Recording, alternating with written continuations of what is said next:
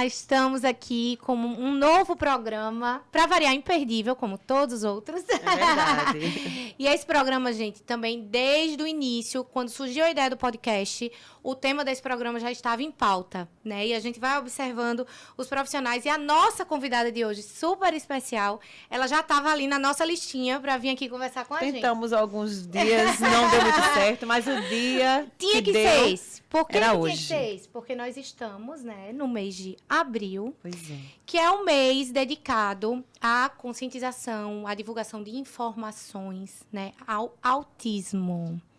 E nossa convidada é a doutora Dani. Deixa eu olhar aqui seu currículo, Daniele. A doutora Daniele, gente, primeiro eu vou comentar como eu conheci Dani. Tá certo. Conheci Dani porque Dani teve bebê. Dani é minha amiga do Insta. Ela já está íntima, inclusive. Por favor, obrigada. E nós tivemos um trabalho de parto bem parecido. Ela teve o filhinho dela, que hoje tem 3 anos, que é o Maximus Nuno. Não é isso? A parte mais importante do currículo é essa. E foi um trabalho de parto muito semelhante ao meu. Mas eu acho que essa conversa pode rolar aí por muito tempo. E eu quero ler para vocês o currículo da Dani.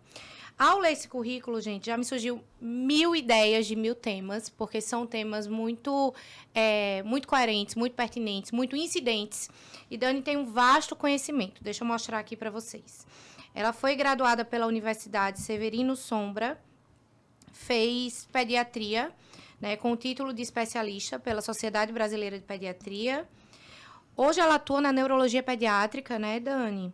Formada na UFPR. É mestranda no programa de pós-graduação em saúde da criança e do adolescente da UFPR, com o tema complexo esclerose tuberosa.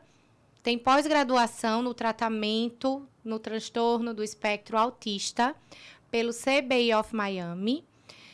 E sono materno infantil, que é um tema super interessante. E vice-presidente da ABNEP Alagoas, né? O que é a ABNEP, Dani? A ABNEP é a Associação Brasileira de Psiquiatria e Neurologia Infantil e profissões afins, né, que estejam relacionados, né, ao tema. É uma associação nacional, mas em cada estado ela tem um capítulo. E a gente tem o nosso capítulo aqui de Alagoas. Seja bem-vinda. Bem-vinda, viu? Bem-vinda. Doutora Daniele Souza Carvalho Cândido. Acima de tudo, mãe do Maximus. Essa é a parte mais importante mesmo. Vamos para um dos temas de tanto conhecimento que você tem, que, assim, eu acho que volume 1 para esse tema é muito pouco. Né? É um tema sério, é um tema muito... tá ficando cada vez mais incidente, é um tema que desperta a curiosidade das pessoas, é um tema que muita coisa, todos os dias, a todo instante, está sendo descoberto. Né? E hoje em dia a gente percebe que cada família tem pelo menos um autista. Todo mundo conhece uma família com um autista. E a gente precisa trazer informação exatamente para a gente também aprender a lidar, né? Entender, né? Se conscientizar e ajudar de uma forma geral, mas a gente também saber como lidar com tudo isso, né? E acho que é um assunto que vem realmente, vamos dizer assim, inquietando, né? Angustiando muitas pessoas e, por um outro lado, também para quebrar muitos tabus. Então, Dani, comece. O que é autismo? Bom, então vamos lá, né? Então, hoje a gente acaba denominando como transtorno do espectro autista, porque dentro, né, de um mesmo transtorno a gente tem uma variabilidade clínica muito grande, né, entre comprometimentos extremamente graves, vamos colocar assim, para comprometimentos bem leves, para pacientes extremamente funcionais ao longo da vida. Então, o autismo, ele é um transtorno do neurodesenvolvimento, né? Então, o que quer dizer isso? É um paciente, uma pessoa, uma criança que tem sinais e sintomas onde que atrapalhe o desenvolvimento normal, ou seja, dentro daquilo que a gente esperaria para aquela faixa etária daquela criança ou de um adulto, né? Hoje a gente está vendo muitos adultos recebendo diagnóstico ou até mesmo procurando ajuda, né, por reconhecimento, né, das características em si. Então, como a gente já falou, transtorno do neurodesenvolvimento, toda vez que a gente fala transtorno do neurodesenvolvimento, as características, os sinais e sintomas, eles têm que surgir dentro de uma determinada faixa etária, normalmente antes dos 3 anos, que é exatamente o pico de desenvolvimento da maioria das crianças. E aí, dentro dos transtornos do neurodesenvolvimento, a gente tem diversos outros transtornos. Dentre eles, né, o TEA, né, o transtorno do espectro autista. Hoje, o nosso diagnóstico ele se baseia no manual, que é o DSM-5, que tem a sua última edição, que foi de 2013. E ele, assim, juntou duas características, na verdade, principais. E frisando, que eu acho que é uma coisa que a gente tem que frisar de uma forma assim, bem importante, bem insistente, que o diagnóstico de autismo é eminentemente clínico. Não tem nenhum exame que a gente faça que vai dar o diagnóstico. Então, basicamente, o diagnóstico está dentro de duas características principais. Dentre elas, né? O atraso da linguagem, né, que tem que estar presente, e esse atraso da linguagem esteja gerando déficit de comunicação e socialização naquela criança ou naquela pessoa. Primeiro critério. O segundo critério é interesses restritos e repetitivos. Esses interesses restritos e repetitivos, eles podem estar vinculados a alterações sensoriais, sensitivas, auditivas, visuais, táteis, olfato, paladar, ou aquela aderência à rotina, tudo tem que ser do mesmo jeito, da mesma forma, inflexibilidade cognitiva, onde tudo tem que ser do jeito, onde ele não muda a forma dele de lidar ou de fazer determinada ação, apego, né, a objetos, o brincar limitado, as estereotipias, né? Então, estereotipias são ações motoras onde não tem intuito motor, vamos dizer assim. Ou seja, a repetição de um movimento sem ter o intuito realmente de efetivamente realizá-lo. Então, basicamente, são essas duas características. Claro que dentro delas a gente consegue, né, denominar outros sinais e sintomas que tenham a ver, mas basicamente se resume dentre elas. E esses sinais e sintomas têm que estar presentes antes dos 3 anos de idade. Então, mesmo quando a gente dá um diagnóstico tardio, ou mesmo quando a gente dá um diagnóstico na faixa etária adulta, a gente tem que rever os sinais e sintomas retrospectivos. E, normalmente, quando a gente vai olhar lá atrás, seja conversando com o paciente ou conversando com os familiares, a gente observa todas essas características clínicas no paciente. Além das questões do atraso, o que a gente também tem visto muito são crianças que regrediram. Ou seja, é muito comum no consultório os pais virem com a queixa de que era uma criança que vinha se desenvolvendo até 1 ano e 2 anos, até tinha começado a ter uma linguagem verbal, balbuciando, mamã, papá, em alguns momentos até com o intuito realmente de chamar a mãe e o pai, né, que isso, na verdade, é uma coisa evolutiva, e que em um determinado momento simplesmente eles pararam de falar como se tivessem esquecido. Então, isso é um sinal de alerta importantíssimo. É aquela criança que vinha desenvolvendo e, de repente, regrediu. Deixou, né, de ter ou aquela que não desenvolveu ou aquela que regrediu. Basicamente, os sinais, né, então, as características clínicas, então, onde a gente se baseia no diagnóstico, são nesses critérios. Qualquer sintoma desse, né, chamar a atenção para buscar ajuda o quanto antes, né? Dani, e a gente sabe que a prevalência hoje está sendo bem frequente, né? A gente tem visto que nos últimos 20 anos, né, essa frequência ela foi realmente se estreitando, e a gente sabe que o último dado, né, do CDC de 2020, eu acho, né, 2022, enfim, 2020, foi de 1 para 50, né? Acho que é isso. Me corrija se estou correta. Agora. Nossa, olha aí, tá vendo nada como falar com um especialista. A cada Fala 2 um pouco anos. sobre isso, por favor. Essa estimativa, assim, que a gente faz, assim, do comprometimento, assim, das crianças, a prevalência que a gente tem, é baseada pela CDC dos Estados Unidos, né? Que a CDC é um órgão, né, de controle e prevenção de doenças. Isso. Lá dos Estados Unidos. Então, a cada 2 anos, eles soltam, né, algumas estimativas em relação a algumas doenças. E agora, recentemente, deve ter, acho que, sei lá, uns 15 dias, mais ou menos, que eles soltaram a última, que foi uma criança a cada 36. Nossa. Então, teve um para 50, 1 para 60, 1 para 50 e uns quebrados, 1 para 44, e agora a gente foi para uma criança comprometida a cada... E o que é que os estudos eles mostram? O que é que a gente tem de evidência, né, que traz como causa, como fatores de risco para esse aumento aí tão grande dessa prevalência? Isso é uma longa história. Eu vou complementar esse tópico. Eu lembro que eu li informação já algumas vezes, né, falando que... Eu lembro há 10 anos atrás. E há 10 anos atrás eu li um artigo e ele falava assim... caso as pessoas não atentem para os estímulos ambientais, para o estilo de vida e para os cuidados adequados antes de engravidar e durante a gravidez, uma suplementação correta, individualizada, 8 a cada 10 famílias terá um autista. Tem 11 anos que eu li esse artigo e eu vi isso acontecer. Toda vez que eu falo desse artigo, eu me emociono, né? Porque eu vi isso acontecer, eu vi essa história acontecer. Né? Eu li uma coisa que falava de uma prevenção e eu estou vendo com os meus olhos, vivendo essa realidade. Né? E também já li que a maioria dos casos de autismo, eles podem ser evitados. Uma minoria é puramente genético.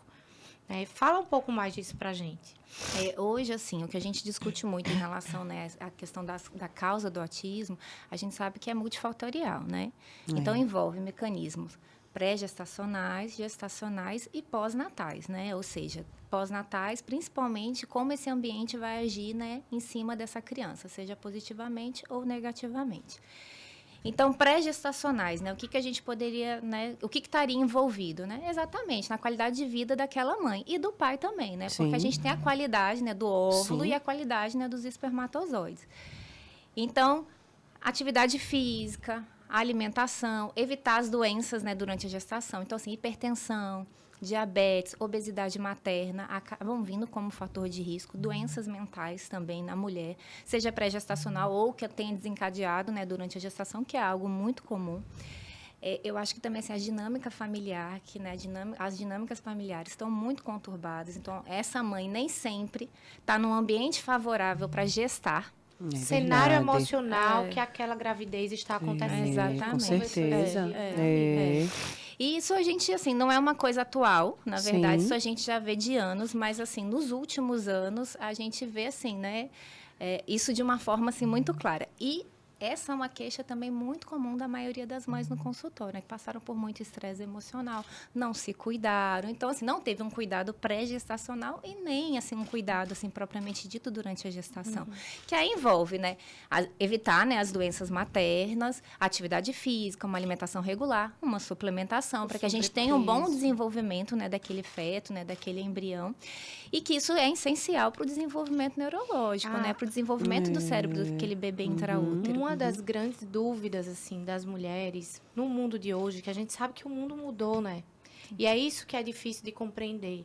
E uma das grandes dúvidas é assim, por que antigamente, hoje se cuida das mulheres no pré-natal do mesmo jeito que antigamente? Por que antigamente tinha menos autismo que hoje em dia? Por que aumentou tanto essa prevalência? Eu acho que é importante a gente Não trazer dá. isso para saber se é só o diagnóstico que ficou mais...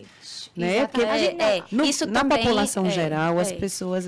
É bem importante isso, a gente falar isso agora, porque acho que onde a gente chega, né? Eu acho que todo mundo viveu isso aqui. Na hora que você está na conversa, e aí é muito comum você ouvir das outras pessoas, né, que não são especialistas, dizerem assim, é porque hoje o diagnóstico está mais precoce, né? Está mais evidente, enfim, as pessoas estão indo atrás do diagnóstico e tudo.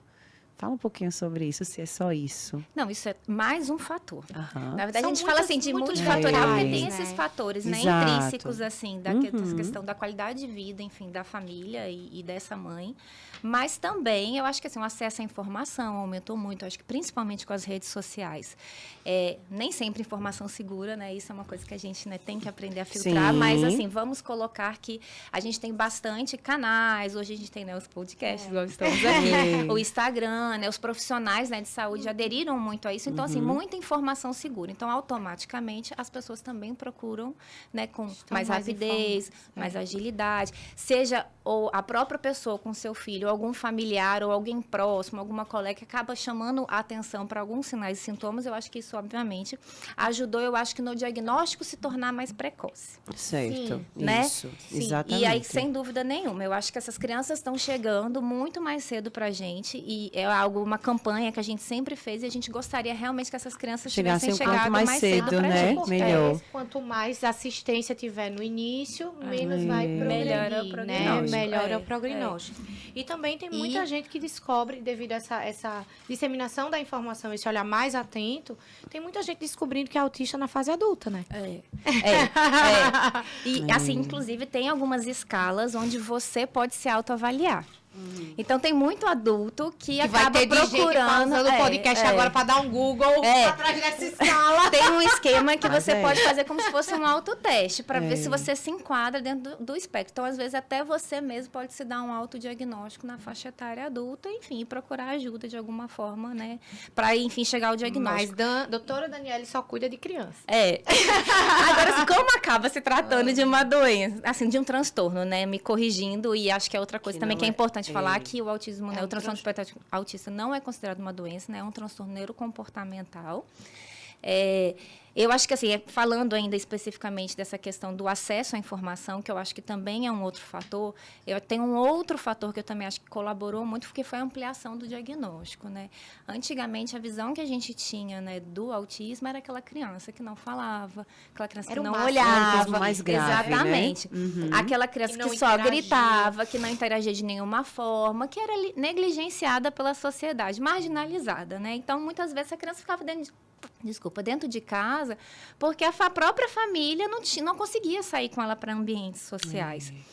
E aí, a gente teve essa ampliação dos critérios diagnósticos. Além da ampliação dos critérios diagnósticos, a gente mudou um pouquinho a classificação, ou seja, o nivelamento desses pacientes.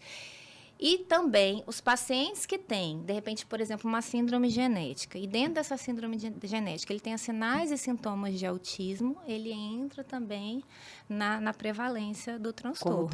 Também. Então, também teve isso, ampliou nesse sentido. Por exemplo, pacientes com síndrome de Down, eles têm um risco maior a estarem dentro do espectro autista, por exemplo. E aí, ele já tem uma síndrome de base. Porque é um distúrbio de comportamento, né? Isso, exatamente. Por isso é comum a várias e aí, condições isso também, eu acho que ampliou a gente poder ter essa estimativa do aumento também da prevalência. Então, assim, tem vários pequenos detalhes que contribuíram. Sem sombra de dúvidas, esse é um fator que contribuiu. Mas se a gente parar para pensar na lógica, e como a doutora Daniele falou, da questão dos fatores ambientais da obesidade, por exemplo. A gente sabe que o mundo hoje está mais obeso que antigamente. Como é que a gente não vai ter mais autismo? Esse é só um fator ambiental. Né? A gente tem os disruptores endócrinos, a gente tem muito metal pesado, muita poluição, né? Que também é fator de risco. A nossa alimentação mudou muito. Total. E por mais que seja aquela pessoa que se julga ter uma alimentação saudável, eu sempre dou esse exemplo. O terreno onde a comida está sendo plantada mudou. Né? A cenoura de antigamente é bem mais nutritiva do que a de hoje em dia. Né? Então, e aí vem a necessidade de suplementar cada vez mais e de ter um olhar atento. Né? A gente sabe, por exemplo, a questão da homocisteína, que é uma coisa que nem se dosava, ninguém parava para prestar atenção. Né? E aí a gente sabe que essa homocisteína mais alta demonstra que são mulheres que precisam de mais vitaminas do complexo B na formativa. E isso vai ajudar a prevenir. Eu acredito, não é todo mundo que acaba levando muito para essa vertente. Eu acredito no seguinte sentido, porque para um bebê desenvolver, principalmente para um cérebro desenvolver intraútero, vamos dizer assim, ele precisa de condições saudáveis. Precisa de um aporte nutricional, precisa de um bom fluxo sanguíneo, precisa de oxigênio. Então, obviamente, se aquela mãe tiver qualquer desregulação metabólica, alguma doença de base ou algum distúrbio nutricional, obviamente, eu acho que isso pode gerar algum comprometimento. Não que vai fazer alguma malformação, até porque a gente sabe que a maioria dos pacientes autistas, eles têm estrutura cerebral normal. Né? Ou seja, você vai lá, faz uma ressonância nesse paciente, você vai ver que todas as estruturas dele estão formadas. A questão está nas conexões neuronais. Né? Ou seja, tem algumas áreas que acabaram não se desenvolvendo. Os neurônios estão lá, mas a forma deles se comunicarem estão reduzidas. Então, isso é uma forma de um desenvolvimento inadequado daquele cérebro. Tanto que também os prematuros, eles têm um risco maior também de estar dentro do transtorno. Então, e aí vem as condições gestacionais. Então, o que ocasionou aquele trabalho de parto prematuro? Então, às vezes, essa criança, ela soma, né, características que podem ter levado a ela acabar evoluindo para o transtorno neurocomportamental. Outra coisa também que você comentou no início, Manu, foi em relação à questão genética. Isso. Hoje, assim, a gente tem se voltado cada vez mais o olhar para a genética em relação ao espectro autista. Hoje, assim, a gente está até assim, quantificando que a maior parte dos casos possa ter uma correlação com alguma mutação genética. A gente ainda não sabe que mutação genética é essa, a gente ainda não tem genes específicos do autismo. Na verdade, é poligenético, Exatamente. né? São muitos genes, na verdade. Muitos genes envolvidos. E muitas mutações genéticas, na verdade. Qualquer gene que esteja envolvido no processo de maturação e desenvolvimento neuronal, se ele for mutado de alguma forma, ele vai impedir que aquele cérebro se desenvolva de forma apropriada. E isso também vai ter correlação da forma como aquele embrião foi formado. Né? Porque não necessariamente que a doença seja hereditária. Né? Porque tem uma diferença entre genética e hereditário. Isso puramente DNA. E... às vezes você pode ter uma doença na família e aquilo perpetuar através de gerações. Ou na hora que o embrião está sendo formado, pode acontecer uma mutação algo genética. ali, né, durante aquele momento que teve uma mutação. É isso que e aí a nutrição sim pode ter uma relação. Eu também acho. Eu acho que pode ter uma relação direta, com certeza. E toda essa evolução, né? A gente está, enfim, nossos genes estão mudando, na verdade, né? Muitas mutações o tempo todo. Fala a história que você estava pesquisando então, de noite. Sim, vou falar. Como eu trabalho com reprodução, então, assim, cada vez mais, né, eu acho que é uma das perguntas campeãs, Dani, no consultório, doutora, tem como eu evitar autismo? Tem como eu saber se meu embrião, ele é um embrião, né, com autismo? E, assim, hoje não tem como afastar, por tudo que a gente já conversou. Então, eu trago isso muito. Mas é uma angústia muito grande, né? E a gente, quando trata com reprodução assistida, cada vez mais a gente vem buscando um público que está deixando para engravidar mais tarde, e aí já vem alguns fatores envolvidos aí, né? Exatamente. E, consequentemente, as pessoas, ao mesmo tempo, querendo ter bebês cada vez mais saudáveis. Quem é que não quer, né? E aí, como a gente tem o advento de afastar alterações cromossômicas, algumas doenças raras, né, da parte da genética e tudo, acaba que muitas pessoas vêm com essa demanda do autismo, e a gente costuma conversar dessa forma. Existe hoje uma questão mais isolada quando a gente já tem um histórico na família. Então, eu venho com uma mãe que já tem um filho com TEA, né? E aí ela deseja realizar a fertilização com o intuito de afastar, né? Obviamente, minimizar, diminuir os riscos, né? A gente sabe que tem a proporção do sexo, que eu queria que você falasse um pouquinho depois sobre isso. E tem a questão de uma mutação que hoje a gente sabe que é um único gene que a gente consegue, na reprodução assistida, afastar, mas não dá para a gente dizer que a gente vai realmente evitar 100%, que é o X frágil, né? Pesquisa do cromossomo X frágil. Então, quando a gente já tem um histórico na família, aí a gente, né, consegue identificar, se for relacionado a esse gene, a gente consegue, né, afastar. Mas existem os outros fatores, como a gente conversou aqui. E são enormes, inclusive a epigenética, né? Total, que é outra coisa também. dá. Exatamente. E aí vem o ambiente agindo de forma negativa, que realmente pode modificar, né, toda a história natural daquela criança, que poderia, de repente, ter um caminho mais positivo, enfim, do que a gente está encontrando naquele momento.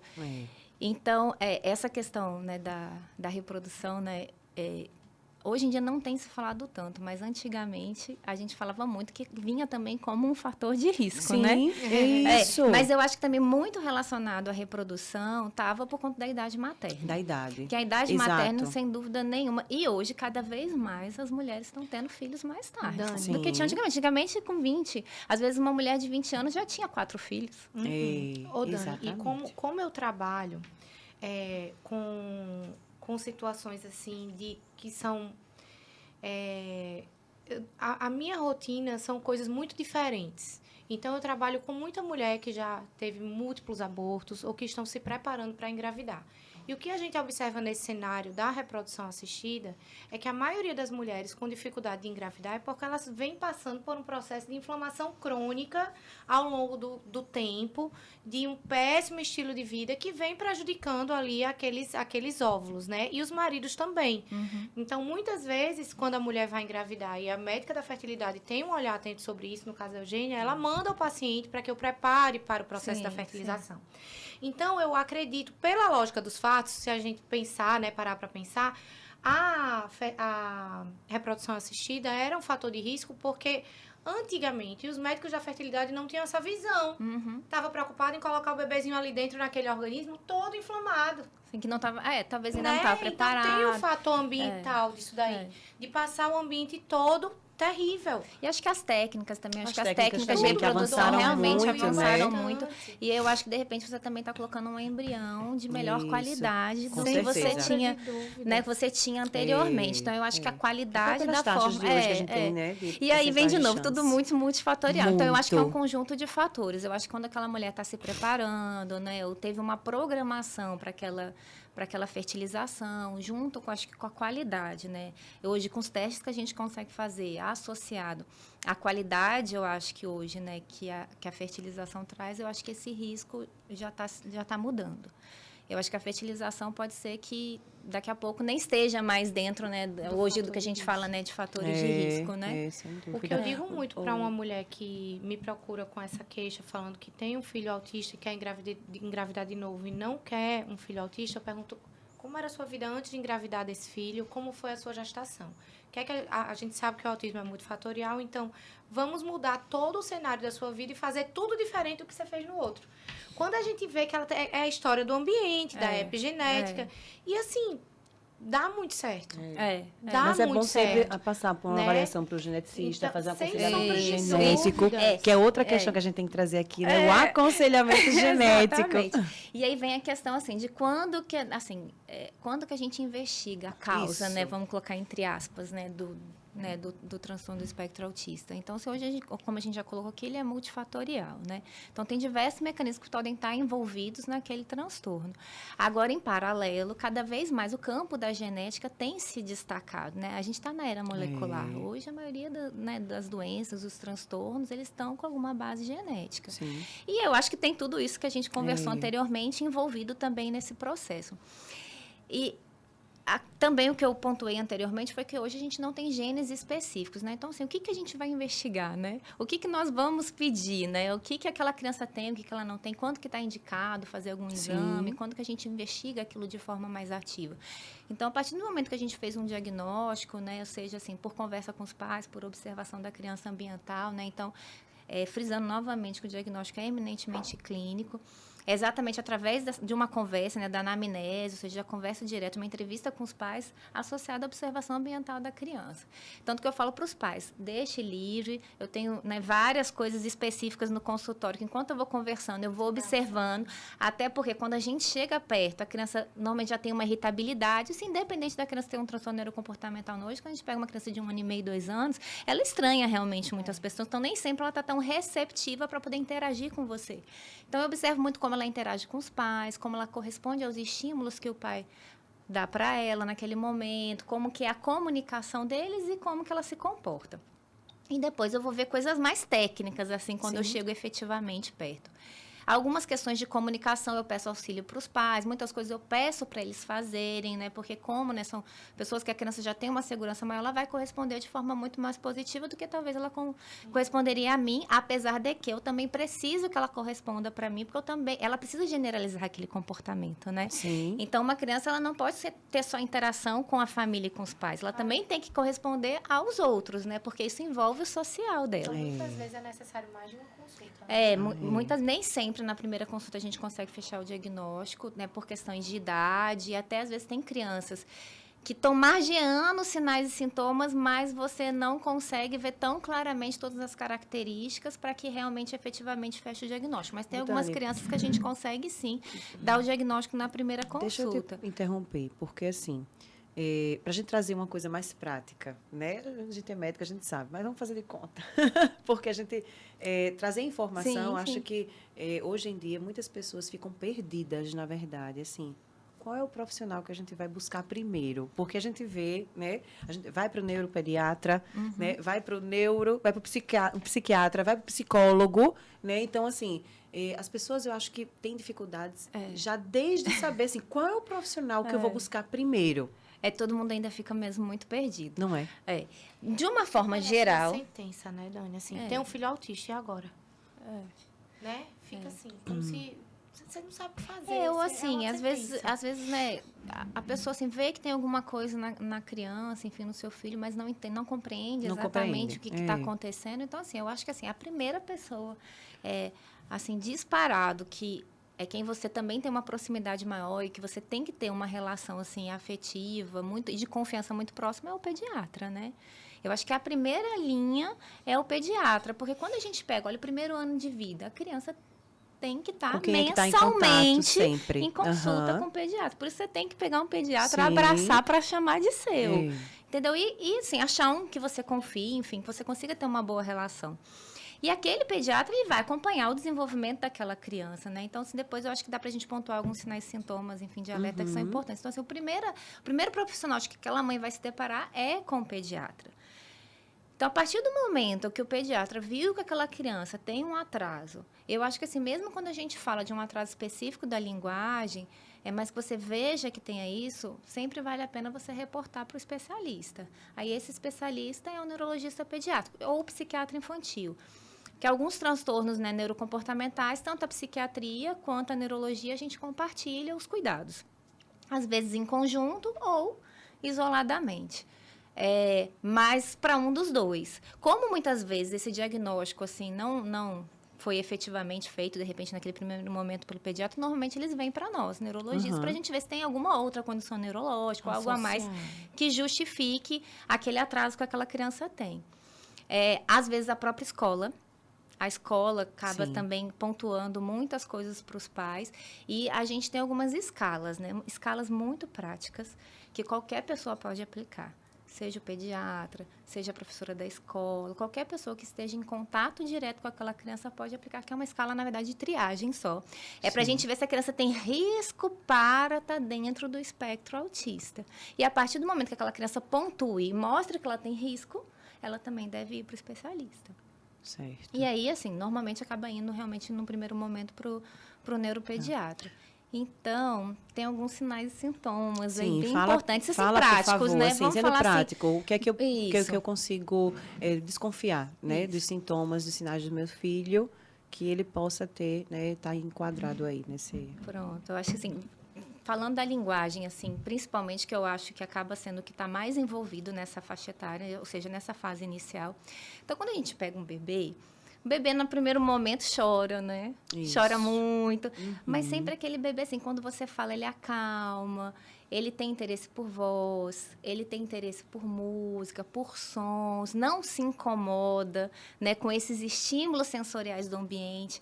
Isso, claro, que pode não estar presente no primeiro momento, mas às vezes tem crianças... Eu assim, vou dar até um exemplo. Eu tenho uma paciente especificamente que a mãe fala que sempre quando ela cantava, o bebê se irritava. Ela não entendia por quê. Ela cantava, ele se irritava, ele se mexia, ele chorava quando ela parava de cantar. Ele simplesmente se acalmava. Você vê, olha que sinal precoce que um bebê de 6 meses tinha. Só que, claro que, naquele momento, você acaba... Você não vai ficar... Você não pensa normalmente nessa hipótese diagnóstica. Você vai acabar vendo a evolução de acordo com como é que a criança vai evoluir. Então, assim, à medida que a criança vai crescendo... Então, quando você pega um bebê de 6 meses, é uma criança que já vocaliza, tem interesse pela face humana, você fala, ele olha para você, você conversa com ele, ele sorri. Então, esse é o primeiro sinal de alerta. Aquele bebê, quando está em torno de 6 meses, não vocaliza, não emite sons, não tem interesse pela face humana. Né? Exatamente. Ou, às vezes, até olha, mas tem interesse por objeto. Por exemplo, você está com uma caneca na mão, você fala com ele, mas ele nunca olha para você, ele olha para a caneca. Ele não tem interesse em você. E, normalmente, a gente tem um interesse muito no outro, né? Em olhar, em aprender com a face humana, com os movimentos que a face humana faz. Depois desses 6 meses, quando a gente pula aí mais ou menos para os 9 meses, a gente espera que seja uma criança que já esteja começando a balbuciar. Isso, assim, o básico, viu? Assim, o balbuciar é mamamã, pá, tá, dá. Não ainda com intuito comunicativo, mas ela já tem que estar juntando 2 sílabas. Depois, por volta de 1 ano, essa criança começa a efetivamente dar sentido para aquelas palavras. O mamã para mamãe, o papá para o papai, o dadá quando está pedindo alguma coisa. O papá também pode ser para comida, né? Normalmente tem essas 2 associações. Então, quando a gente pega... E isso vai evoluindo. Mas, de uma maneira geral, se você pega uma criança de 18 meses, que tem 1 ano e meio... Porque, às vezes, esses sinais lá no início podem não ficar tão claros. Mas, quando você chega por volta de 1 ano e meio, a criança tem que estar falando pelo menos 6 palavras com sentido. Isso é um número típico, característico, 6 palavras. mamãe, papai, água, dar, passear, rua, bola. Au, fazendo o som dos animais, mas assim, que pelo menos ela esteja falando 6 palavrinhas, com sentido. Por volta dos 2 anos, já esteja juntando 2 palavrinhas. Quer água, me dá, vamos passear, mamãe quer, mamãe dá. E a gente pode também perguntar algumas coisas para os pais no seguinte sentido. Nem sempre, com 2 anos, o outro precisa entender o que a criança está falando, mas os pais têm que entender. Porque às vezes os próprios pais chegam, a gente não entende nada que ele fala. E isso acaba gerando muita irritabilidade na criança. Então, isso também esses são marcos assim, bem importantes. Dos 6, do 9, 1 ano e meio e 2 anos. E com 2 aninhos, a criança também tem toda a capacidade de entender comandos simples. Tipo, pegue a bola, feche a porta, sente, jogue no lixo. Comandos, assim, ações motoras simples. E se isso também não estiver acontecendo, é mais um sinal de alerta. Isso, assim, mais vinculado à linguagem, né? E, obviamente, se tem essas questões de linguagem, provavelmente tem questões comportamentais também magiando e envolvendo isso. Certo. Uau, né? É que bem, assim, tem uma complexidade, porque tem muita informação. É que os pais de primeira viagem, eles não conhecem muita coisa. E na correria que o mundo vive hoje, né? Essa necessidade de produzir a informação a todo instante. A gente tem múltiplas tarefas, muito mais tarefas do que no mundo antigo. Uma vez eu li uma informação, eu não lembro qual foi o artigo, que dizia assim, uma criança hoje em dia, ela tem mais informação do que um faraó do Egito Antigo. Gente, o faraó era um líder. E o cara trabalhava bem menos que uma criança de 8 anos. Muito estímulo. É um excesso de informação. E às vezes os pais estão tão ocupados e são pais de primeira viagem, que a criança de 2 anos, quando você pega a bola, esse menino é muito desobediente. É do jeito dele, ele é assim, desobediente. Não é assim. Só faz quando quer. Só faz tem quando uma mudança, tem tido uma mudança, aí briga né, com a amiga? criança. E a criança se revolta. E aí vem os diagnósticos tardios, né? Que terminam dificultando, piorando esse prognóstico. Só que quando a gente fala a palavra prognóstico, remete à doença, né? E a gente sabe que o autismo não é uma doença. E aí, tem um filho autista. Isso não é uma doença, isso é uma condição, né? Que suporte eu tenho que dar? E quais são as limitações do meu filho? Ele não vai conseguir trabalhar, ele não vai conseguir interagir, ele não vai namorar, não vai casar, não vai ter filho, porque é o que os pais pensam. Querem acho que pode falar sobre a graduação, porque aí tem a ver com essa, né? Essa graduação do que a gente fala, é autismo leve, é um autismo grave, né? Então, fala um pouquinho sobre isso, porque tem a ver com essa questão né, dessas dúvidas. E sempre também é um questionamento. Né? Assim, tudo isso são questionamentos realmente que a maioria dos pais acabam fazendo. Nivelamento e como que vai ser essa criança no futuro, né? Então, assim, em termos assim, hoje a gente divide a criança através de níveis de suporte, né? Antigamente a gente usava o leve, o moderado e grave, a gente acabou trocando um pouquinho essa classificação, acho que até por questão de peso, né? Porque às vezes você fala que uma criança é leve, parece que a criança não precisa de nada. E quando você fala que é uma criança grave, parece que não tem nada para ser feito, né? É verdade. Então, eu acho que isso gerava diversas assim, formas assim, de você visualizar o transtorno e nem sempre de forma positiva, como poderia ser revertido. Então, a gente fala em nível 1, 2 e 3, que basicamente antes era o leve, moderado e grave. Então, esse nivelamento através do nível de suporte que aquela criança precisa. Onde nível 1 seria um nível mínimo de suporte, ou seja, aquela criança, ela se comunica, ela é verbal, ela precisa de uma ajuda ou outra para executar algumas funções, mas ela é praticamente independente nas maiores atividades, enfim, do dia a dia. O nível 2 já é um nível de suporte um pouquinho maior, nem sempre ela é totalmente independente das atividades diárias, nem sempre a comunicação dela é efetiva, nem sempre a comunicação dela tem função em todos os momentos. E o nível 3 é que praticamente precisa de suporte para tudo e a maioria das crianças acabam não sendo verbais. Ou, às vezes, até até verbalizam. Hoje acaba sendo... Hoje, graças a Deus, vem sendo a minoria. Já a maioria dos casos estão ficando no nível 1 de suporte. Eu acho que por conta do diagnóstico precoce, do tratamento, da intervenção, da conscientização. Cedo, né? Então, automaticamente, as crianças têm tido uma evolução melhor. Então, quando a gente também fala assim, de nível 3 de suporte, que é importante também frisar, nem sempre é aquela criança que não fala. Às vezes, ela até fala, ela verbaliza, mas não tem função nenhuma. Às vezes, falam mamãe, mas é aleatório. gol, bola, mas também de forma aleatória, sem intuito comunicativo. Objetivo, né? Exatamente. Então, basicamente, é esse nivelamento. Essa questão do o que meu filho vai fazer, como que vai ser independente, vai casar, vai ter filhos, vai fazer faculdade ou não, é algo que é muito difícil você falar para uma criança de 2 anos, né? É verdade, vem todo um desenvolvimento aí, não né? É autista, pode ter essas dificuldades. Exatamente. Então, assim, como que exato. você vai dizer para uma criança que ela nunca vai poder fazer algo?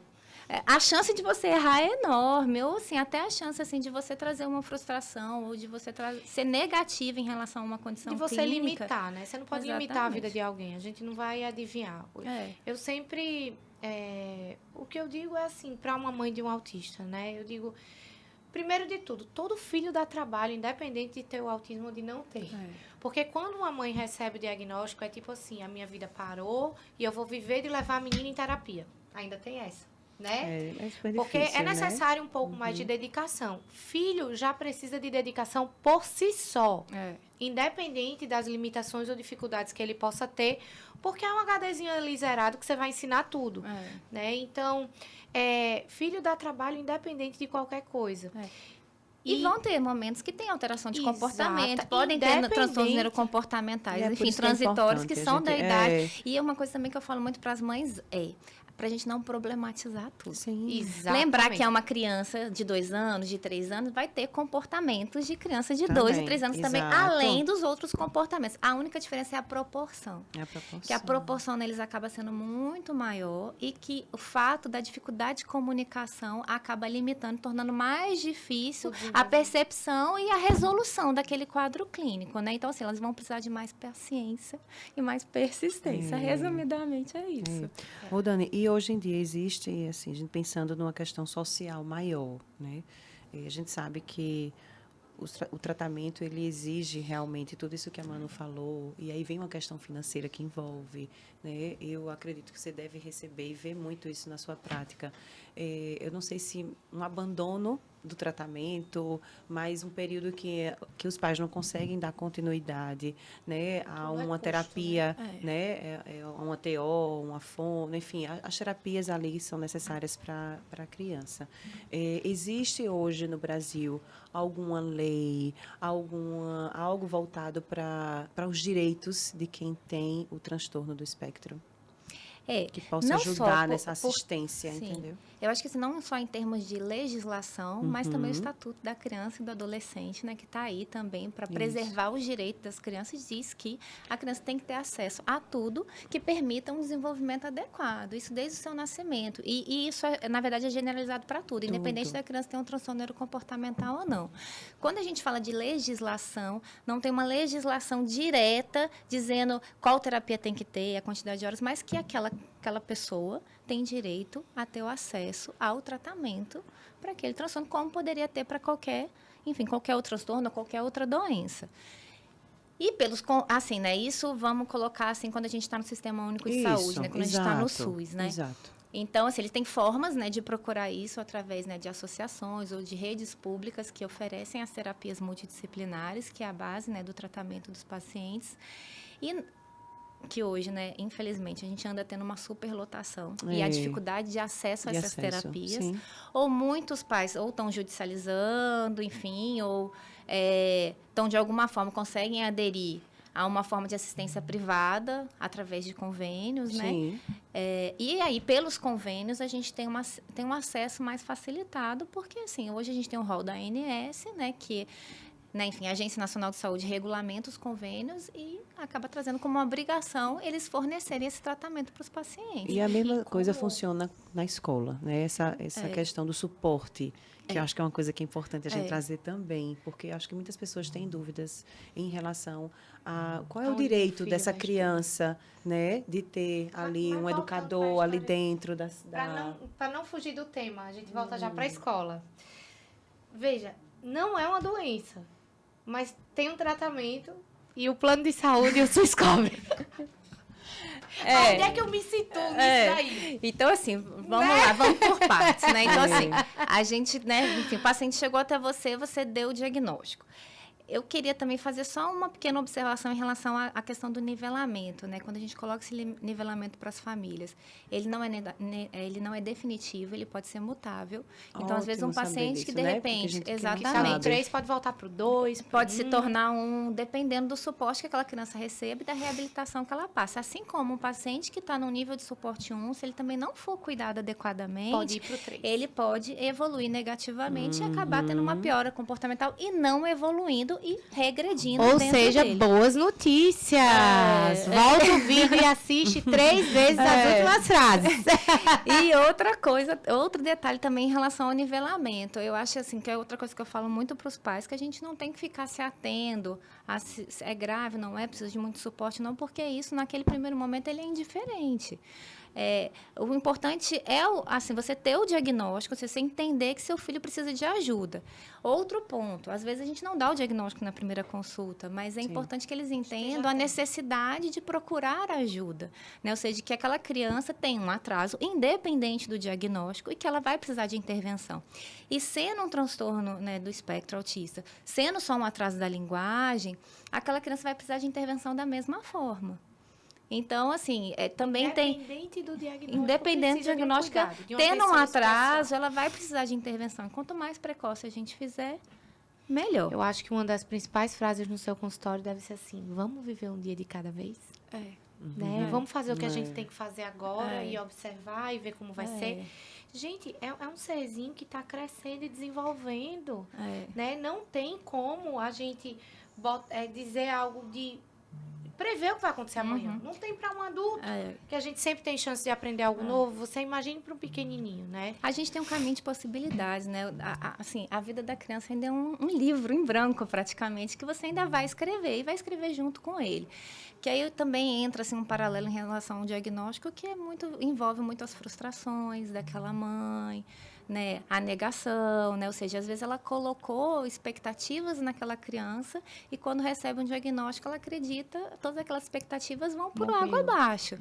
Porque a visão ainda é que aquilo não é possível mais para aquela criança. Então, o que eu falo para eles é: esqueça tudo o que você pensou para o seu filho. Não que ele não vá poder fazer, mas a vida é dele, né? A gente ainda está escrevendo a vida dele. Então, vamos realmente um passo de cada vez, um dia de cada vez. Vamos pensar no que ele precisa hoje, não que ele vai precisar daqui 20, daqui 30 anos, porque as necessidades mudam ao longo dos anos. Então, ele é uma criança assim, a criança ela tem um caminho de possibilidades. Só que essas possibilidades, ou seja, tudo que a gente oportunizar para ela naquele momento é o que vai agir de forma positiva. Então, temos o diagnóstico, né? Para onde vamos, né? O que iremos fazer, né? Qual é o tratamento? Isso. Então, quando a gente fala de autismo, hoje, a gente não tem um tratamento medicamentoso. Porque não é doença. Não tem um remédio que a gente dê, que cure, né? Ou seja, que faça com que todos aqueles sinais e sintomas desapareçam. Apesar de que existem, às vezes, em alguns momentos que a gente entra, enfim, com terapia medicamentosa, mas é para tratar sinais e sintomas específicos, sinais e sintomas alvos, e ele é adjuvante ao tratamento ouro, né, padronizado, que são as terapias multidisciplinares, né? Então, terapeuta ocupacional, fonoaudióloga, psicóloga, a psicopedagoga, físio, psicomotricidade... Enfim, né, vai precisar de toda uma equipe multidisciplinar. E aí, voltando também um pouquinho em relação a, né, o que a Eugênia está falando da questão educacional, eu friso muito para os pais que o tratamento é um triângulo, né? Na verdade, a base do tratamento dos pacientes envolve família, escola e terapia multidisciplinar. Nós, médicos, estamos ali em conjunto, mas a gente está margeando todas essas. Mas o que vai estar no dia a dia, que vai estar toda semana, vão ser esses 3 segmentos. Então, é ali que a gente tem que trabalhar. Então, a gente tem que cuidar dos 3 ambientes. E eles têm que se comunicar. Ou seja, todo mundo tem que agir em conjunto. Então, né, e hoje, né, o que a gente fala muito em relação às terapias é que quanto mais fizer, melhor. Né? A base de terapia deveria ser 20 horas semanais, né? 20. Às vezes até passando um pouco de 20 horas, 20, 30 horas semanais. E isso realmente no SUS... é quase impossível, né? Hoje a gente tem uma demanda muito grande, pouco sistema realmente assistencial, né? Porque a gente, infelizmente, a nossa saúde ela ainda não é preventiva. Né? Quando o problema está instalado, você vê o que você pode fazer, né, para minimizar danos, né, vamos dizer assim, e olhe lá. É por isso que a gente está aqui informando, né? Dentro das causas multifatoriais, vamos para aquelas modificáveis. Exatamente. E eu acho que aí vida é epigenética. A questão das escolas em relação ao educador, né, ao pedagogo que está ali, né, junto com aquela criança. Primeiro, a criança que é nível 1, ela vai precisar, toda criança que tem, né, o transtorno vai precisar de um educador só para ela dentro da sala de aula. Tem direito, é direito deles, isso está em legislação. A escola tem que é obrigatória. Eu quero saber o seguinte, a escola ela tem a obrigação de fornecer ou se ela não tiver também tem alguma coisa em relação a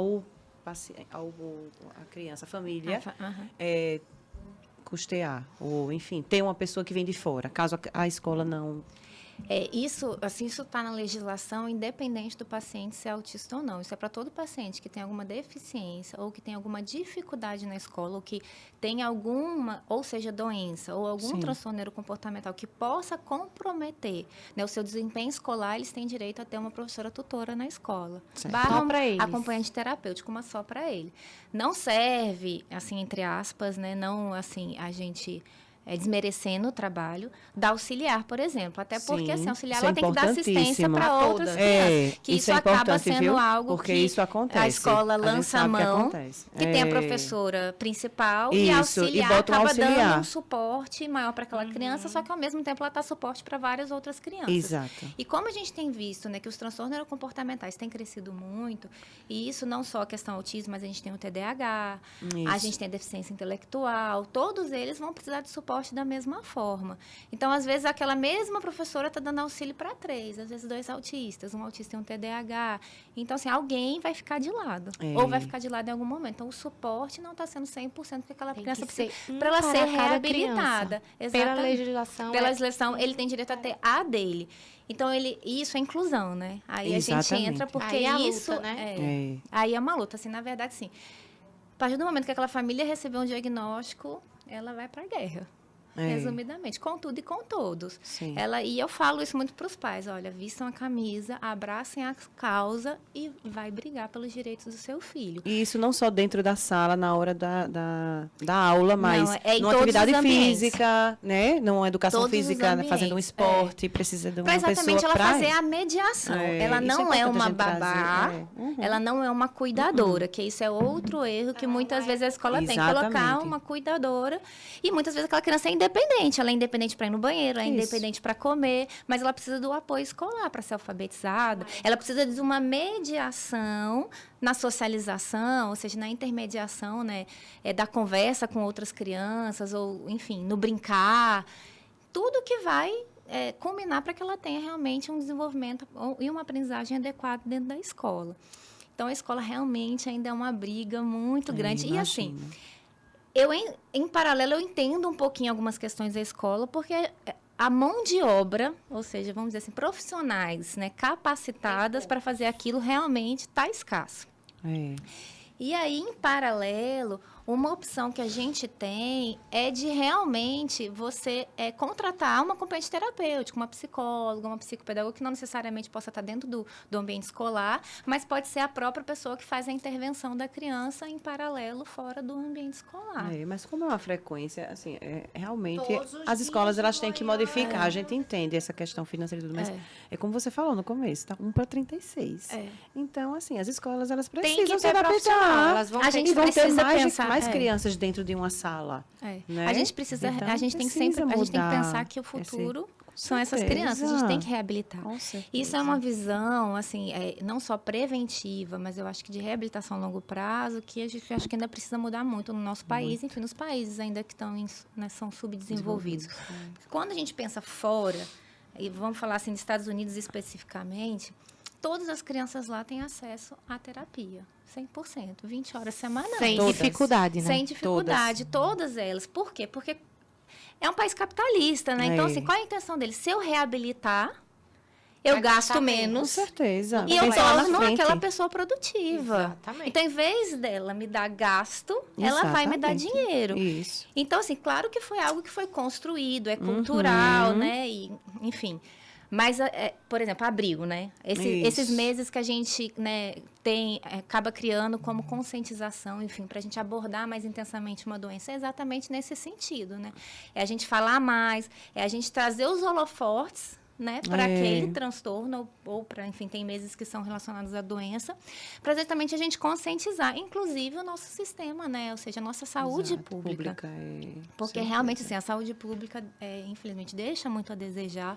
Hoje, assim, as filas estão 2, 3 anos, tem 800 crianças, enfim, fila de espera, por falta realmente, assim, de ambiente para acolher aquela criança. E quando consegue, é uma vez na semana, né? Então, assim, eu até penso, assim, é melhor do que nada? É melhor do que nada. Mas, se a gente colocar a mão, assim, na cabeça e ver, assim, o que nós estamos fazendo para reabilitar aquela criança, infelizmente, está muito além do que deveria, deveria ser. Vamos fazer nossa pausa para os nossos patrocinadores, porque a gente...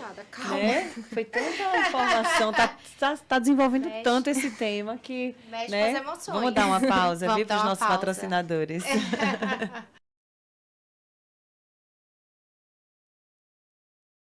Há 40 anos no mercado alagoano, a farmácia de manipulação FHN vem promovendo saúde na medida certa.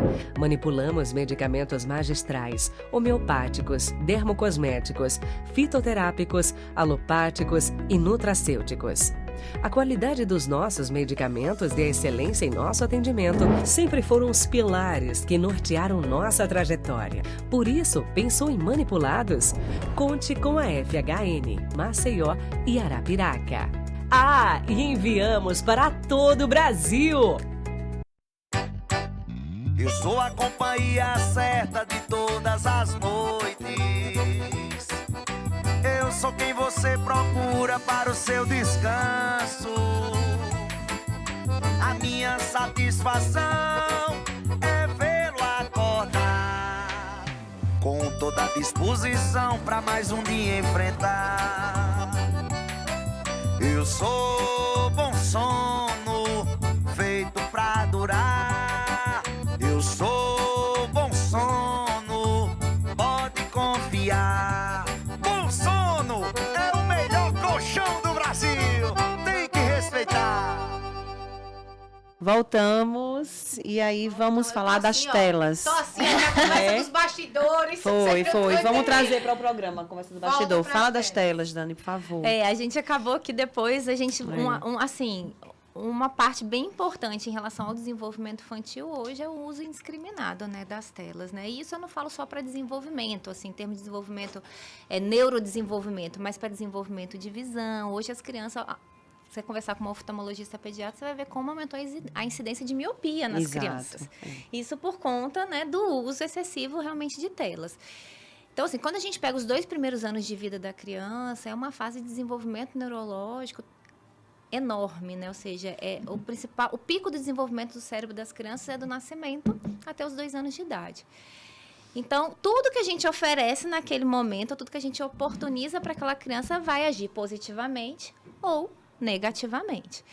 E o que vai agir positivamente? A criança aprende através de exemplos concretos, né? Ou seja, ver, tocar, cheirar, olhar, se movimentar. Criança é movimento. Eu fico mais preocupada com aquela criança que está sentadinha, quietinha, retraída, do que aquela que está subindo na cadeira, naquela que apertou o botão, naquela que olhou uma coisa diferente. Tá descobrindo o mundo. Exatamente. Criança é isso, criança é movimento, criança quer explorar. Então, qualquer coisa que você olhe diferente diz, espera aí, alguma coisa está errada. E aí, veio as telas, né? Porque aquela criança que está subindo não pode subir. Aquela criança que está chorando não pode mais chorar. A criança que grita não pode mais gritar.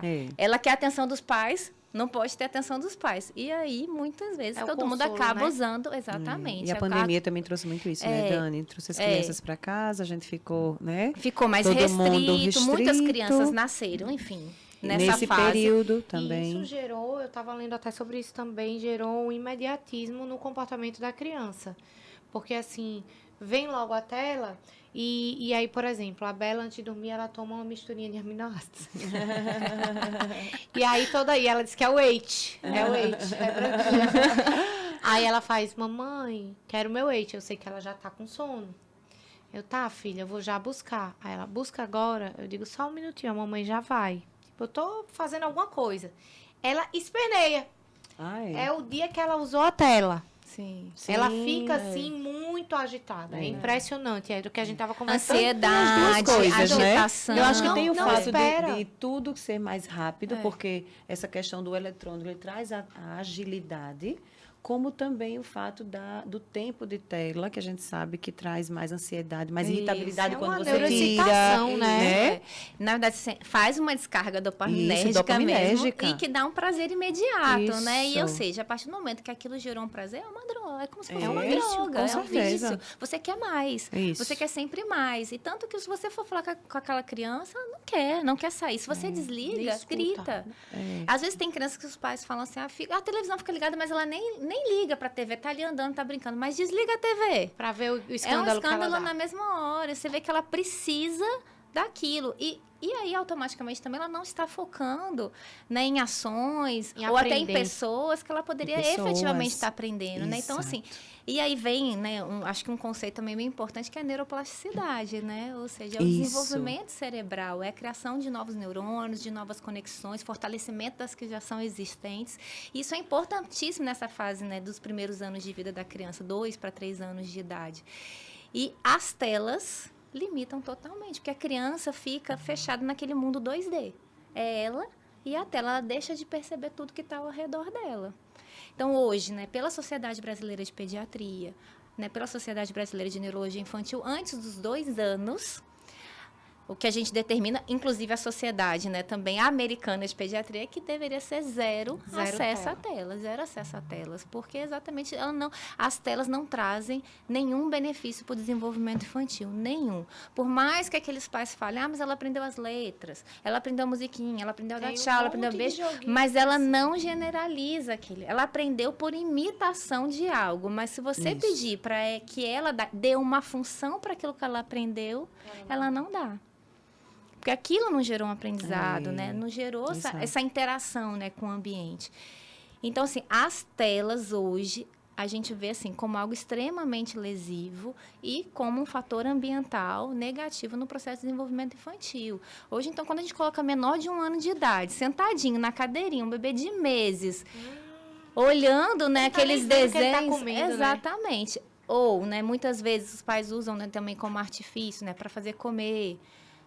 para fazer sentar, para que ele execute alguma atividade, você só está se condicionando a criança àquilo, ou seja, ela só faz mediante, né, aquele reforçador, enfim, aquele estímulo. Mas se você tirar aquilo, a criança não vai fazer. O que você ensinou para ela?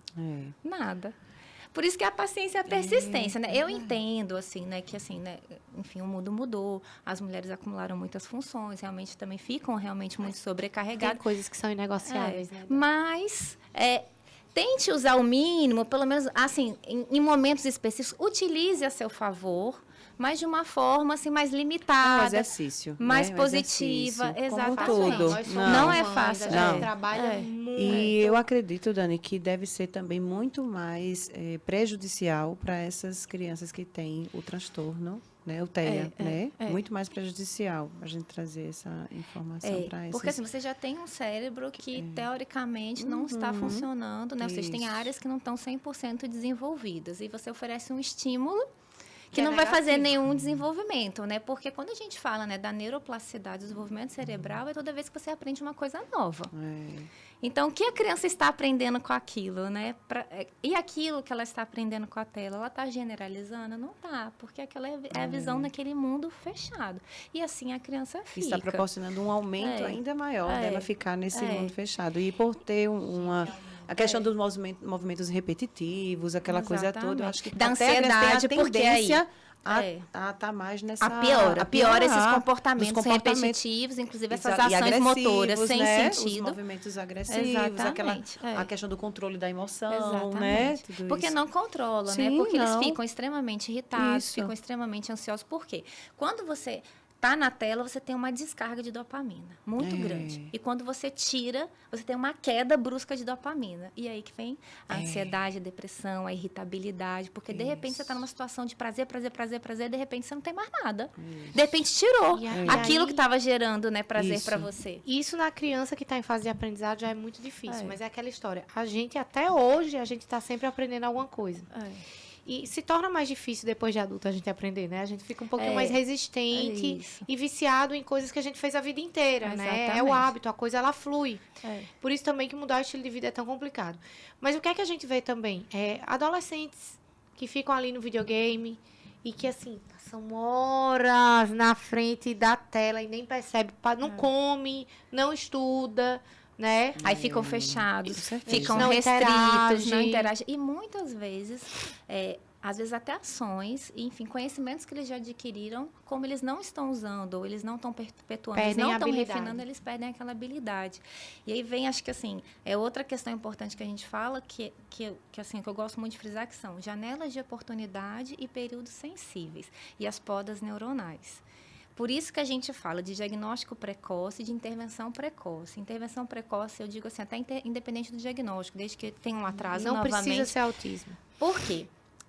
A gente nasce com os nossos neurônios, esses neurônios são refinados, as nossas conexões neuronais vão aumentando, vão ficando mais fortalecidas, só que chega um determinado momento que acontece a primeira poda neural, que é por volta de 3 anos, né? A primeira grande poda. A gente tem várias podas ao longo do ano, mas a gente tem 2 bem importantes. Uma com 3 anos e a outra na adolescência, onde é uma destruição de neurônios programada.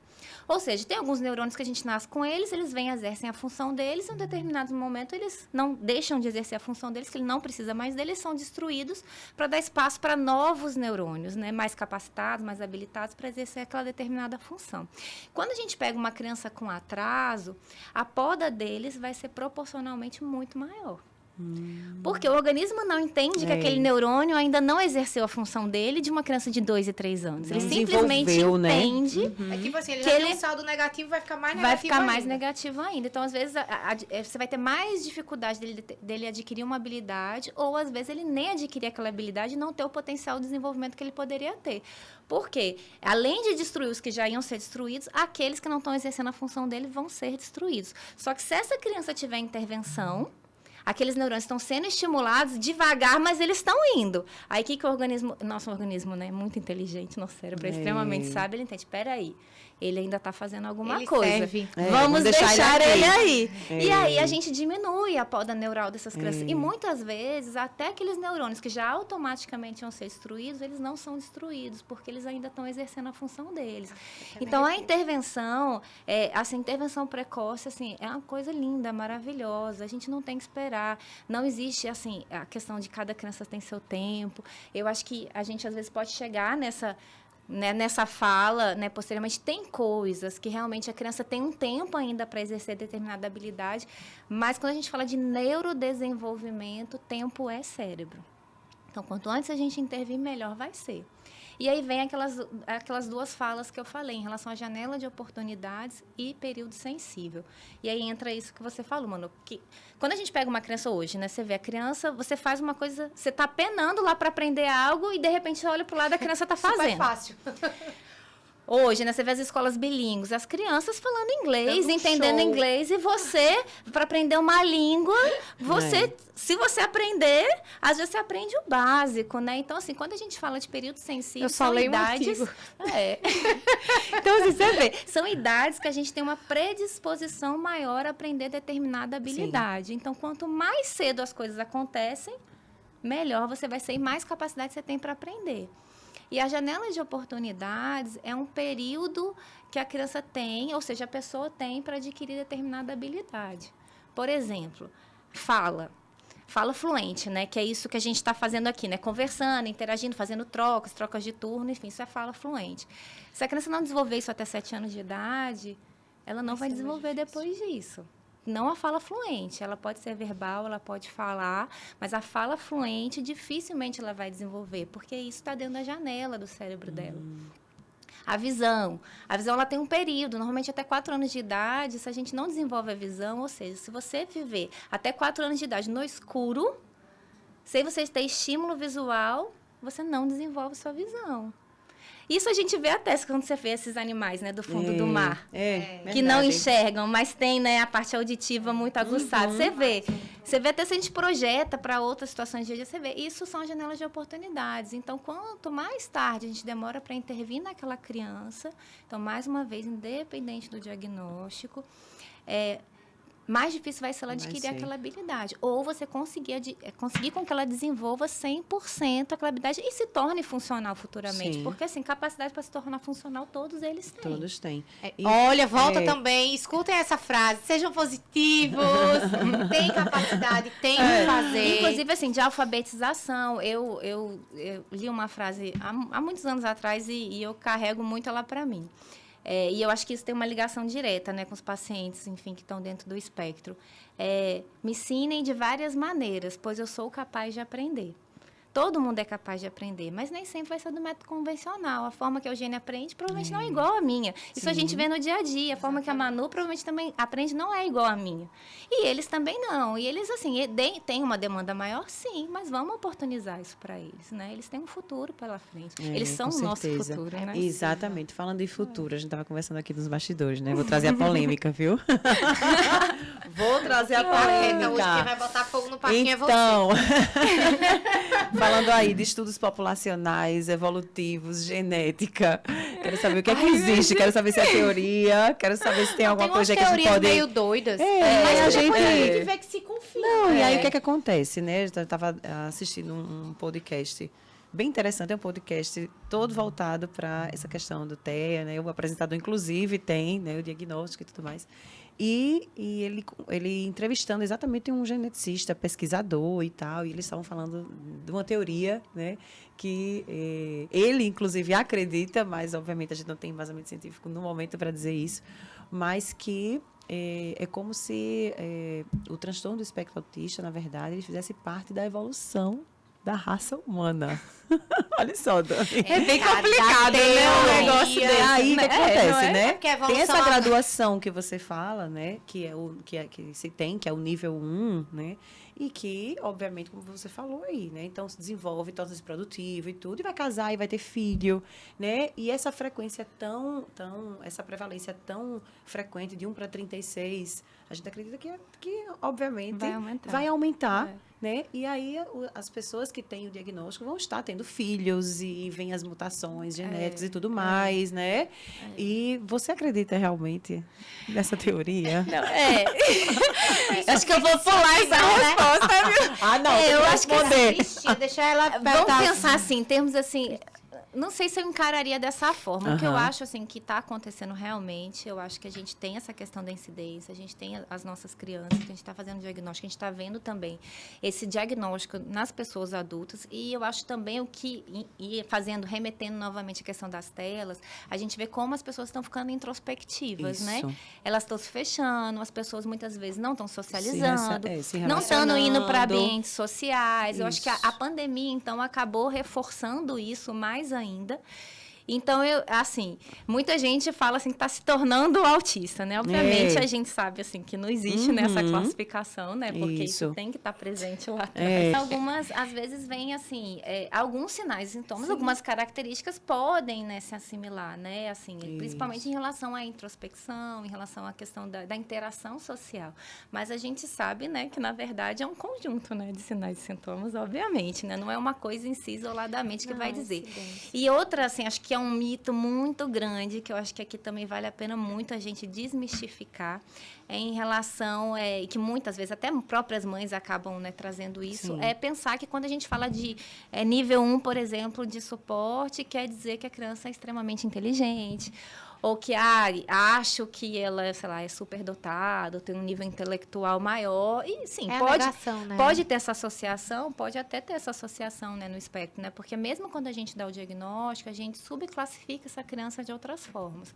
Aquelas que são verbais, aquelas que não são verbais, aquelas que têm inteligência preservada, aquelas que têm deficiência intelectual, ou algumas podem realmente ter um QI Isso, maior, elevado. realmente pode ter, realmente tem a alguns questão que tem. Mas o que a gente vê, a gente tem as crianças que estão superdotadas, né? Ou Sim. seja, que elas têm o QI elevado em todos os segmentos, porque quando a gente faz uma quantificação de QI, a gente não avalia só a aprendizagem, ou só como ele corresponde àquilo. Tem diversas habilidades que envolvem, inclusive, funções executivas, as questões sociais Isso. também estão envolvidas quando a gente faz um QI total. Musicalidade tem a ver também. Então, Eu também, sou criança de porque 3 você anos, pode ter tocando habilidades aumentadas em algumas áreas específicas.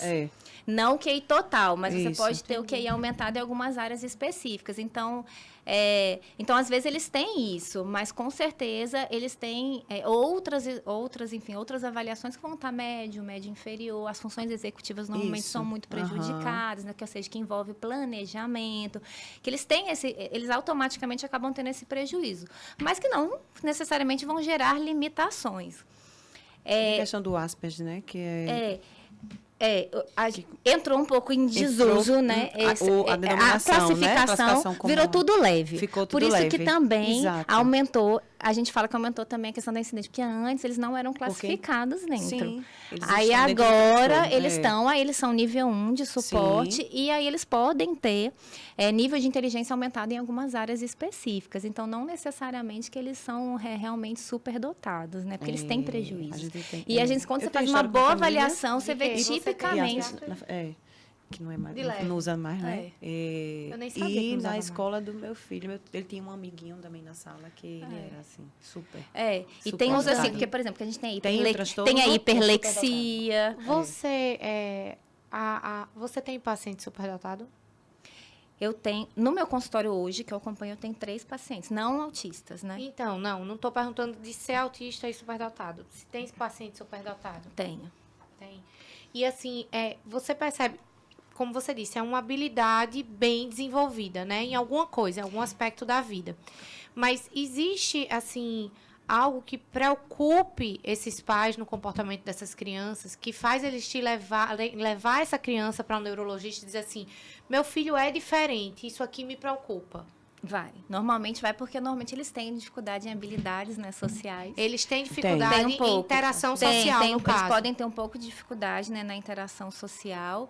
E também, assim, muitas vezes eles podem ter um comportamento um pouquinho mais agitado dentro de Porque sala não tem de aula. paciência para o pessoal da idade Porque dele. tipo assim, eu já sei isso, entendeu? Ele tá além. Exatamente. Porque aquilo que está sendo oferecido para ele já sabe. Já sabe, não é Então, às vezes é isso. Às vezes ele fica mais agitado, ele fica desmotivado, enfim, para ir para a escola. Então, assim, é uma criança que a gente também tem que ter um olhar muito cuidadoso. E tem que cuidar. Precisa de suporte, precisa de acompanhamento multidisciplinar também, da mesma forma. Né? Pode. Aí pode vir várias alterações comportamentais, porque às vezes nem ele se entende. Sim, com certeza. Nem a família está entendendo, né? E assim, às vezes um erro, mas isso é uma coisa que a gente avalia em conjunto com os pais, com terapia, com os terapeutas, enfim, com a escola, a questão do avanço de turma, né? Sim.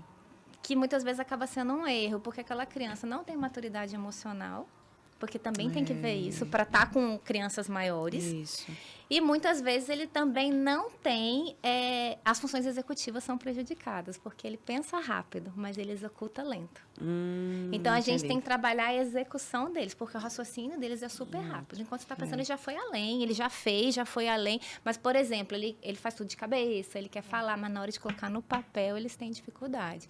E isso a gente projeta isso também para muitos pacientes também, autistas, eles também funcionam da mesma forma. Né? Termina virando Gente, foi maravilhoso. Tem Foi algum maravilhoso. recado? Já Eu quero, na acabou? verdade, acabou, tem 1h30. Já acabou? Ai, meu Deus, eu Ai, ficaria aqui horas, viu, Dani? 3 horas Volume conversando com 2. você. Ai, porque é muita coisa É muita mesmo. coisa. Eu queria que você desse um recado final, realmente assim. Dessas Pois 1h30 bem. que a gente conversou, o que você faz para resumir? Então, assim, como recado final, sinal de alerta, né? Então, acho que assim, o que os pais têm que observar familiares? Se a criança em qualquer momento regredir, deixar de fazer coisas que ela fazia, principalmente na linguagem, ou seja, ela começou a evoluir na linguagem e deixou de fazer isso em qualquer momento da vida dela. Ou aquela criança que chegou por volta de 1 ano e meio e realmente ainda não tem uma fala funcional, pelo menos em torno de 6 palavras. Isso é um sinal de alerta, assim, direto. Aquela criança que não socializa. Então, assim, eu gosto muito dessas idades, né? Então, regressão, 1 ano e 6 meses, não fala nenhuma palavra, ou não fala essas 6 palavras. Com 2 anos, não tem interesse por outras crianças, não gosta de estar junto com outras crianças e ainda não começou a formar frases. Eu acho que, assim, é o ponto-chave, acho que é assim, principal para esses pais procurarem um atendimento. Aí pode ir para o pediatra primeiro ou, indiretamente, pode procurar um neurologista. A questão do barulho... Do questão do barulho, todas vão ter... Não, né? Assim, transtorno neurosensorial, todos eles vão ter algum tipo, mas a gente tem pacientes que são hipersensíveis e aqueles que são hipossensíveis. Então, a gente tem aqueles que sentem demais e aqueles que sentem de menos, que às vezes até se machuca, se corta. Os movimentos do corpo que tem essa... Os movimentos estereotipias, a maioria vai ter algum tipo, porque você pode ter motora, como você pode ter oral. Exato. Isso, a maior parte deles vão ter. Agora, isso não quer dizer que eles vão persistir com isso, né? Isso na terapia, isso é trabalhado. Então, a gente faz uma conversão de comportamentos inadequados para comportamentos mais apropriados ou que a gente gostaria, enfim. Sim. E as estereotipias não necessariamente também têm que ser vistas, enfim, como um problema, até porque se a gente parar numa fila e olhar, todo mundo faz algum movimento para se autoacalmar. Todo mundo tem uma mania, né? Exatamente. E as estereotipias também é uma forma de autorregulação. Também é uma forma deles se autoacalmarem. Então, a gente só pode, às vezes, modificar. Modelar, né? Exatamente. Às vezes, aquela criança que bate na mesa, ou fica puxando alguém, ou fica rodando. Às vezes, aquilo no ambiente social acaba conturbando, ou às vezes acaba gerando algum constrangimento de alguma forma. Então, você pode converter para outro movimento que não vai gerar essa, vamos dizer assim, essa inadequação social. Então, a gente pode modificar. Isso tudo a gente modifica em terapia. Ai, que coisa boa, Dani. Dani, que muito bom. obrigada. Vamos dar nosso mimo para ela. Pra você tomar o seu cafezinho, sua água, que você quiser, viu? Pra não esquecer da gente. Obrigada, Olha, não vou Dani, esquecer, não. Sua vida foi muito importante aqui Deixa pra eu falar gente. umas coisinhas. A gente estava conversando nos bastidores, assim, sobre a parte prática da coisa, né? O seu atendimento, porque fazer o diagnóstico é difícil, acompanhar e acolher essa família é difícil, explicar tudo, desde um diagnóstico até como vai ser daqui para frente, né? Acalmar esses pais, abraçar esses pais. É um desprendimento de energia muito grande, ainda mais diante dos desafios que a gente enfrenta no nosso país, né? Então, me emociona demais o seu trabalho. Eu sei o desgaste que é a gente acolher pessoas nesse tipo de fragilidade, né? Eu espero do fundo do coração que esse programa fique assim ativo muito tempo e que você possa compartilhar com seus pacientes para ajudar nas suas consultas, porque repetir isso, né, ali para todos. Quando eu chego no final do meu dia de trabalho, que é uma aula em cada consulta que eu dou, eu digo, Senhor, obrigada por ter me dado força mais esse dia para ajudar essas pessoas, porque para esses pacientes é um momento único. Você fez a primeira né? vez que eles estão tendo contato com aquela informação. Por mais que para mim seja uma rotina, seja prática, eu entendo a parte prática da coisa, que fazer o que não fazer, não pode ser automatizado. Não, né? o acolhimento então, assim, é uma coisa que Deus te dê muita força para continuar acolhendo essas famílias, que a gente sabe que não é fácil. Né? Obrigada. Que esse programa te ajude, assim, a acolher mais, né? A poupar um pouquinho mais da sua energia, porque é árduo, eu estou bem emocionada de verdade. Vamos compartilhar, gente, porque é um tema que eu também falo muito em consulta. Foi ótimo para mim, porque já me enriqueceu de mais conhecimento. Com certeza, né? E que a gente possa ter esse trabalho multidisciplinar e poder se apoiar para ajudar cada vez mais pessoas. Que lindo! Obrigada, gente! Obrigada! Obrigada a vocês pelo convite. E adorei estar aqui. Espero ter ajudado. Vamos falar de distúrbio do sono e da pensar. mãe depois? Vamos pensar Esse aí vai bombar! Eu tô até hoje lutando. Beijo. Tchau, tchau. Até o próximo.